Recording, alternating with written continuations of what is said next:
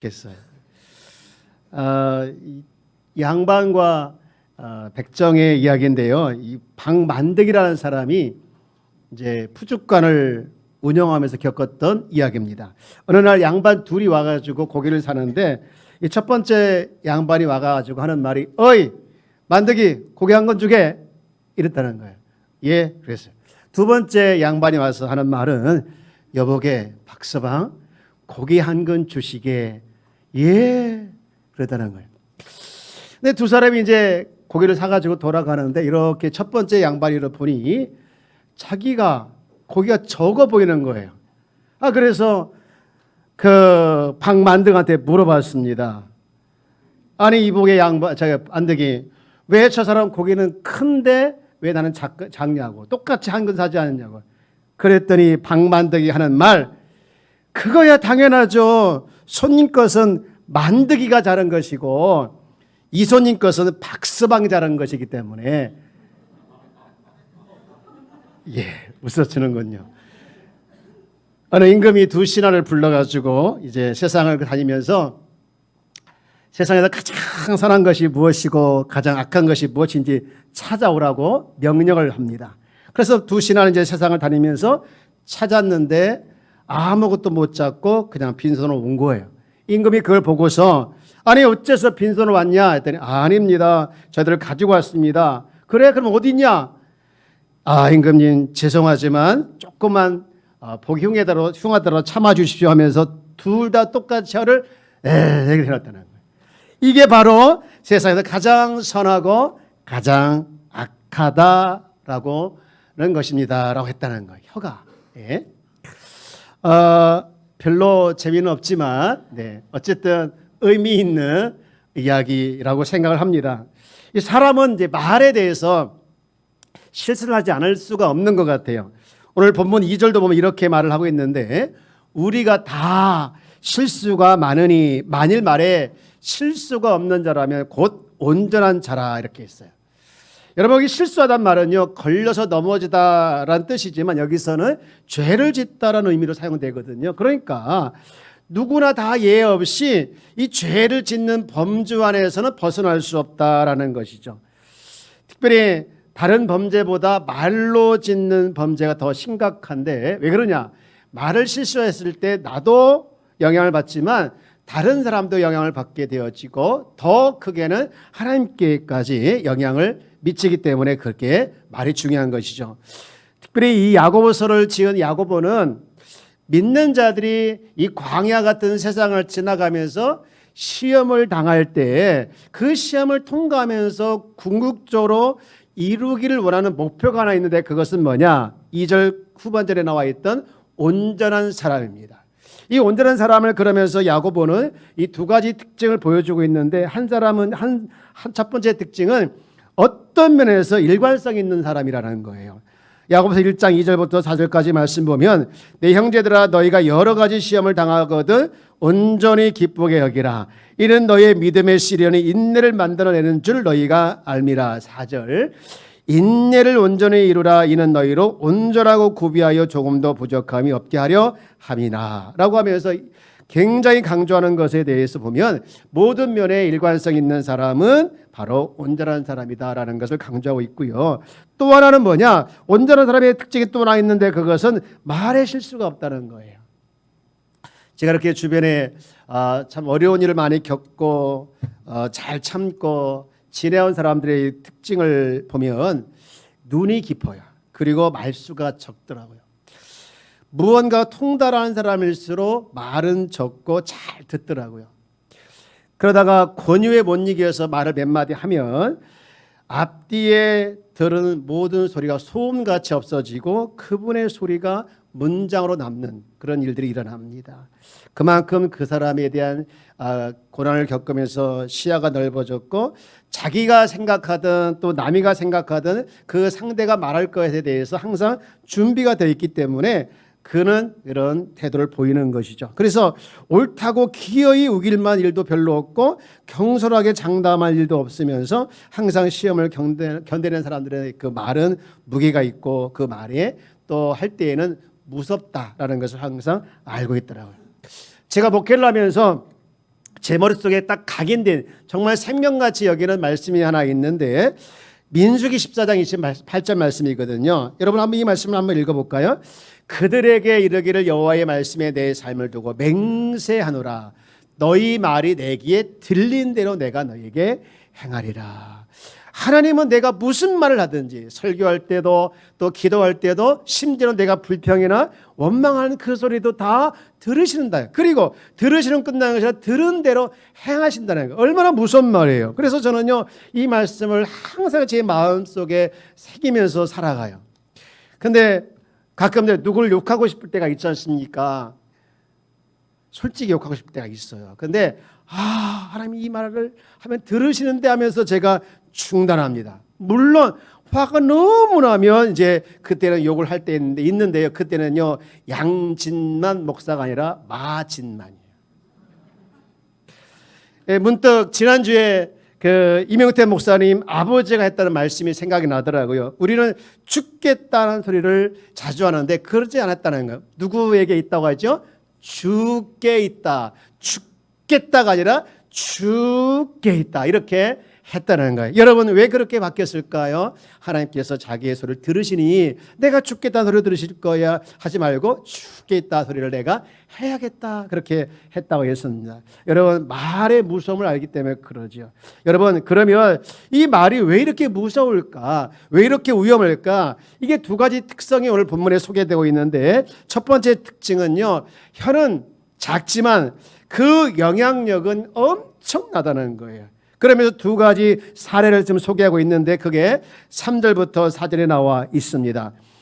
하나는 말입니다. 말. 이 말이죠. 뛰어다니는 말. 이 말들을 조종하기 위해서는 말의 입에 재갈을 물린다는 거예요. 3절 우리 한번 읽어볼까요? 우리가 말들의 입에 재갈을 물리는 것은 우리에게 순종하려고 하게 하려고 그 온몸을 제하는 것이라. 또 하나 예가 나오는데 4절이죠.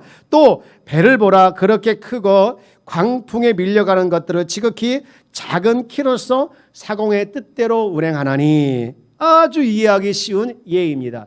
사실 이 야고보는요 시골 출신이기 때문에 배도 많이 봤고 말들도 많이 봤기 때문에 이런 예를 들었어요. 저는요 사실 이런 예보다는 제가 솔직하게 더 실감나는 것은요 소입니다. 여러분 어렸을 때 소 가지고 이렇게 밭을 가거나 논을 갈았던 그런 기억이 저는 있는데 이 소를 끌고 갈 때 보면 항상 소 콧부레가 있죠. 이 콧부레 잡고서 끌고 가더라. 수레를 움직일 때든지 또 끌고 갈 때 하면은 이 콧부레 잡고서 가면 돼요. 콧부레 맞나요? 모르시죠? 다행입니다. 콧부레를 잡고서 이렇게 갑니다. 그냥 아무리 덩치가 커도 이 콧부레 잡고서 가게 되면 고삐라고 하나? 뭐예요? 고삐가 맞죠? 표준어는요 콧뚜레 코를 뚫었다고 해서 그거로 제가 알고 있는데 어쨌든 그걸 가지고 이 큰 소도 이제 주인 따라가더라고요.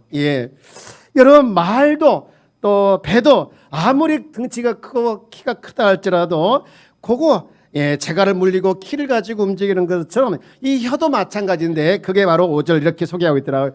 이와 같이 혀도 작은 지체로 돼 큰 것을 자랑하도다.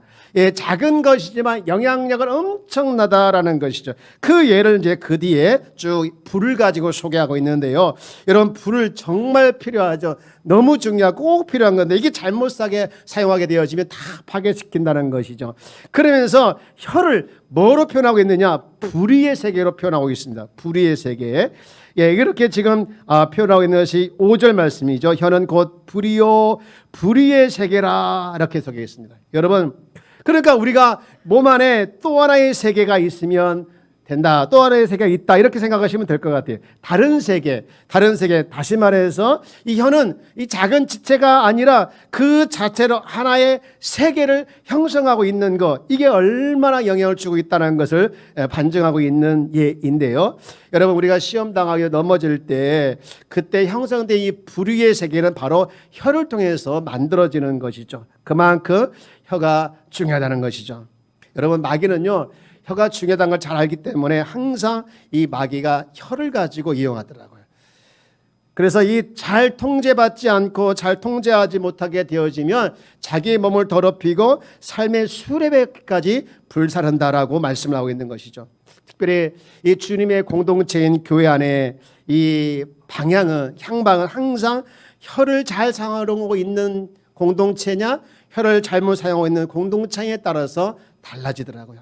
특히 목회자의 말이 이 성도들을 살리기도 하고 죽이기도 하고요. 또 성도들의 말이 공동체를 분열시키기도 하고 화해시키기도 합니다. 여러분, 말로 상처받은 그 상처는 참 오래가더라고요.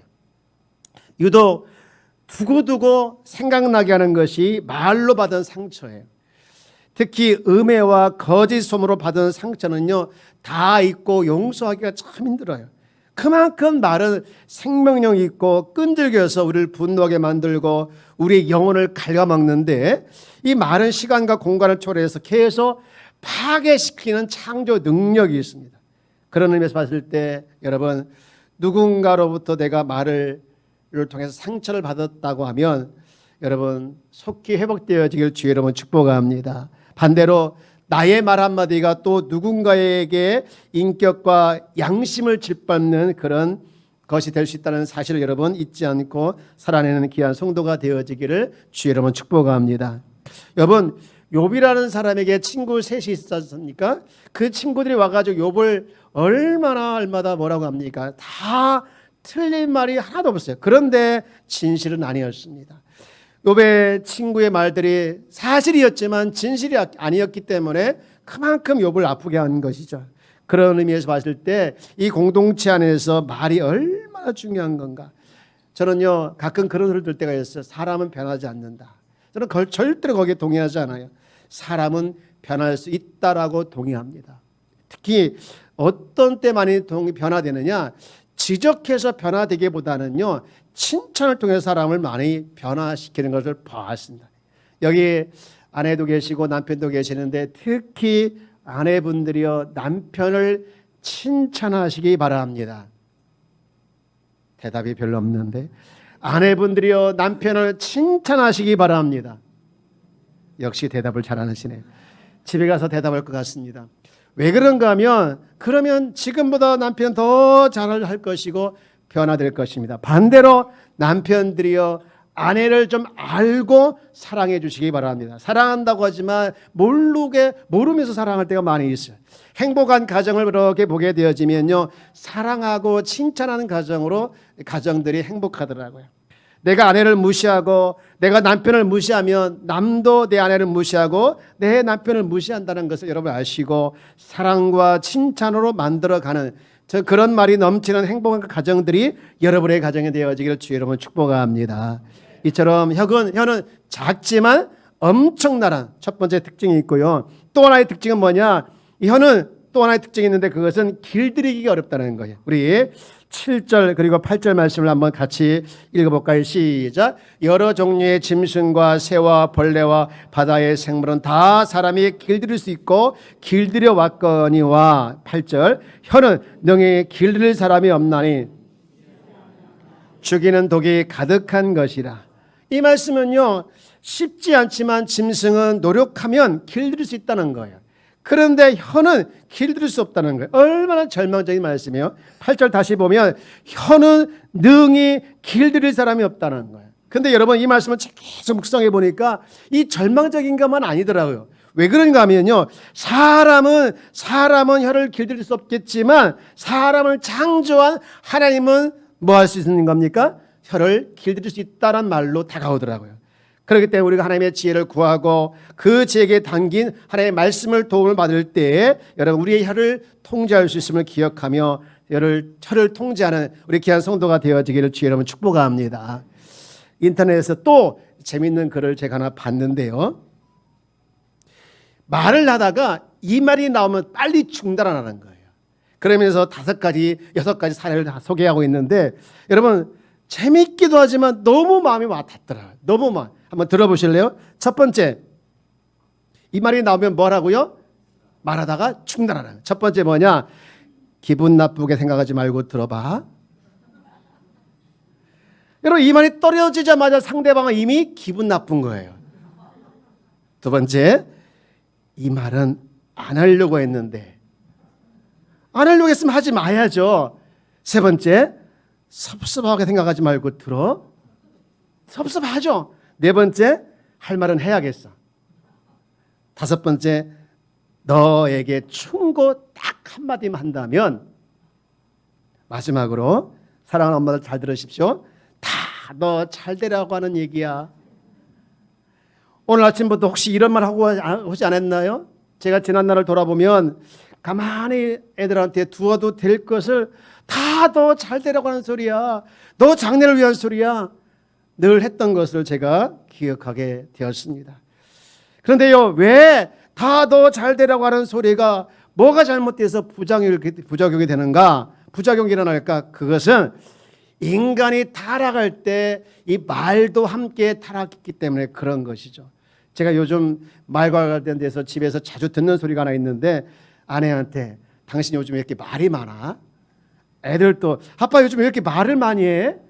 이 말은 뭡니까? 잔소리가 많다는 거예요. 그래서 제가 스스로 결심한 거 하나 있는데, 말은 줄이고 지갑은 열자. 그래서 저 아이들에게 가끔씩 용돈을 주려고 합니다. 주지는 않았지만 주려고 이제 마음먹었어요. 말은 줄이고 지갑은 열자. 이게 저의 오늘 저의 이제 생각의 철학이었습니다. 여러분, 우리는 분별력이 참 없어요. 우리에게 또 탁월한 은사가 하나 있는데, 그것은 뭐냐? 너무 좋은 말을 너무 기분 나쁘게 하는 데는 탁월합니다. 교회에서 일어나는 상처는 다 말에서 나오는 거 아니겠습니까? 그래서 잠언서 말씀 보면 말 좀 줄여라. 옆에 계시면 인사합시다. 말 좀 줄이세요. 이거 용기 있게 해야 되는데, 여러분, 저는요, 이 말에 실수하지 않고 길들이기 위해서 하나님께 지혜를 구하는 건 너무 필요하고요. 이 말과 관련돼서 정말 깜짝 놀라는 말씀 하나 발견했는데, 늘 읽던 말씀인데 더 마음에 와 닿는 말씀이 하나 있었어요. 마태복음 12장 36절 말씀인데요. 이 말씀을 우리 한번 같이 읽어볼까요? 시작. 내가 너에게 이르노니 사람이 무슨 무익한 말을 하든지 심판날에 이에 대하여 신문을 받으리라. 아니, 말하는 것에 대해서 심판을 받는데요. 지난주에 차별 대신 긍휼을 베풀라라 말씀을 드리면서 이 긍휼을 베풀지 않게 되어지면 긍휼 없는 심판을 받는다 말씀을 드렸잖아요. 이 야고보서 2장 13절 말씀 우리 한번 생각해 보면서 읽어볼까요? 시작. 긍휼을 행하지 아니하는 자에게 긍휼 없는 심판이 있으리라.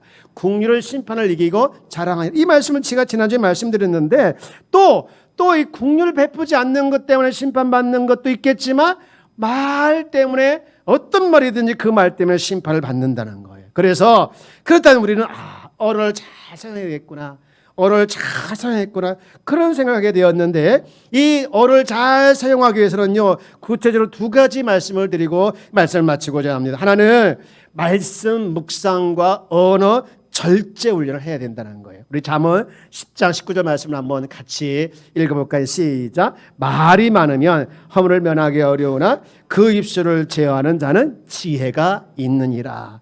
여러분, 입술을 제어한다는 게 뭡니까? 내 입술에 파수꾼을 세우는 거예요. 여러분, 생각 없이 말을 뱉어서 상대방에 상처를 주지 않게 하기 위해서는요, 입술에 뭘 세워야 된다는 겁니까? 파수꾼을 세워서 절제해야 된다. 시편 141편 3절 말씀 보면 여호와여 내 입에 파수꾼을 세우시고 내 입술에 문을 지키시소서라는 기도를 다윗이 하고 있잖아요. 이 말씀을 들으면 항상 생각나는 사람이 하나 있는데, 김하중 장로님이라는 분이에요. 이분은 대통령의 의전 비서관 출신이기도 하고 이 통일부 장관을 지냈던 분이더라고요. 그런데 그분이 항상 철칙이 하나 있는데, 나는 대통령 앞에 갈 때 반드시 기도가 들어간다. 무슨 기도하고 들어가냐? 항상 깜빡하고 실수할까 봐 하나님이여 내게 정직함과 지혜를 주옵소서라고 기도하고 들어간다는 것. 다시 말해서 입술에 파수꾼을 세워서 할 말을 못하거나 깜빡해서 실수하거나 또 잘못 말해서 이제 누가 되지 않도록 항상 이렇게 기도하고 들어간다는 거예요. 혹시 여러분 읽어본지 모르겠지만 말 그릇이라는 제목의 책이 있어요. 이 책의 저자가 주장하는 것은 뭐냐면 사람마다 다 말 그릇이 있다는 거예요. 저도 여러분도 다 그릇이 있는데, 그런데 차이가 있다는 거예요. 그릇이 얕기도 하고 깊기도 하다는 거예요. 그릇이 얇은 사람은요 생각 없이 말을 금방 뱉어낸다는 거예요. 그런데 이 말 그릇이 깊은 사람은 이게 깊어서 올라오는 데 시간이 걸린다는 거예요. 그래서 말을 이제 실수하지 않는다고 합니다. 그러면서 이 책의 저자는 내가 내뱉는 말이 그 사람의 인격이고 그 사람의 됨됨이다라고 얘기하고 있습니다. 여러분, 우리가 2023년도 하반기를 시작하면서 여러분은 안에 말 그릇에 말씀으로 채워지기를 주의 여러분 축복합니다. 그래서 여러분의 말이 이제 말씀을 통해서 나와서 말씀을 나와서 이 말을 할 때 절제하면서 상대방의 은혜를 끼치는 말을 해내는 우리 귀한 성도가 다 되어지기를 주의 여러분 축복합니다. 그런가 하면 마지막으로 이 언어 생활을 잘하기 위해서는요, 이 말을 내가 속한 공동체에서 이 성숙한 언어를 사용하는 훈련을 해야 된다는 거예요. 말씀을 묵상하고 그 말씀을 적용하는 것이 절제된 언어 생활인데 그 언어 생활을 어디서 하느냐? 이 공동체, 내가 속한 공동체에서 하지 않습니까? 여러분 아까도 말씀드렸지만 이 공동체 안에서 언어 때문에 상처를 참 많이 받습니다. 그런데 그 상처가 오래 간다는 거예요. 그러지 않게 하기 위해서는 말을 함부로 하지 말라는 거예요. 우리 골로새 3장 16절 그리고 17절 말씀을 한번 같이 볼까? 이 말씀은요 언어 생활같이 생활에 지침과 같은 말씀인데 한번 같이 읽어봅시다. 시작. 그리스도의 말씀이 너희 속에 풍성히 거하여 피차 가르치며 권면하고 시와 찬송과 신령한 노래를 부르며 감사한 마음으로 하나님을 찬양하고 17절 또 무엇을 하든지 말에나 일에나 다 주 예수의 이름으로 하고 그를 힘입어 하나님 아버지께 감사하라. 이 말씀이 언어 생활의 지침과 같은 말씀인데 우선은 16절 보니까 그리스도의 말씀이 너희 속에 풍성히 거하게 하는 거예요. 그리고 17절 보면은요 피차 가르치고 또 권면도 하고 무슨 말을 하든지 간에 주 예수 이름으로 하라는 거예요. 이 말이 내 말이 공동체 안에서 점검받아야 된다는 겁니다.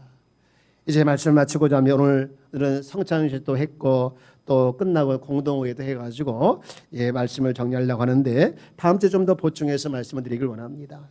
여러분 말은 우리가 생각하는 것 이상으로 파급력이 있는 거예요. 강력합니다. 하나님은요 우리가 말한 대로 말에 하나님 우리가 말을 한 것에 들린 대로 들으시고 행하신다고 하셨어요. 여러분 믿음의 말을 선포하기를 주의 이름으로 축복합니다. 믿음의 말을 선포하시고 긍정의 말을 선포하기를 주의 이름으로 축복합니다.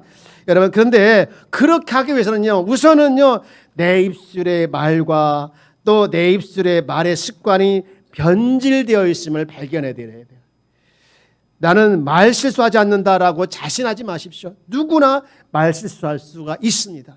그런데 말을 뱉기 전에 한 번 더 생각하고 말씀으로 채워진 그 말씀 안에서 이 말그릇으로부터 나오는 말이 여러분 영적인 언어가 되어서 상대방을 살리고 나를 살리고 하나님과 관계가 소원해지는 것이 아니라 좋아지는 관계가 일어나가는 우리는 귀한 말의 습관을 해내는 저와 여러분들 되어지기를 주의 이름으로 축복합니다. 우리 마지막으로 야고보 3장 10절 말씀을 읽고 우리 마치도록 할까요? 시작. 한 입에서 찬송과 저주가 나오는도다. 내 형제들아 이것이 아니하니라. 아멘. 여러분의 입에서 저주가 아닌 여러분의 입에서 지적이 아닌 찬송과 칭찬이 나오나서 여러분 때문에 행복해지는 가정과 공동체가 되어지기를 주의 이름으로 축복합니다. 저는 이 말씀을 들으면서 준비하면서 이 찬양이 생각이 났어요. 너무 유명하고 오래된 찬양이지만 이 말씀 안에 이 찬양 안에 오늘 말씀 다 들어있더라고요. 나의 입술의 모든 말과 나의 마음의 묵상이 주께 연락되기를 원합니다. 나의 입술의 모든 말과 나의 마음의 모든 묵상이 주님께 연락되기를 원합니다.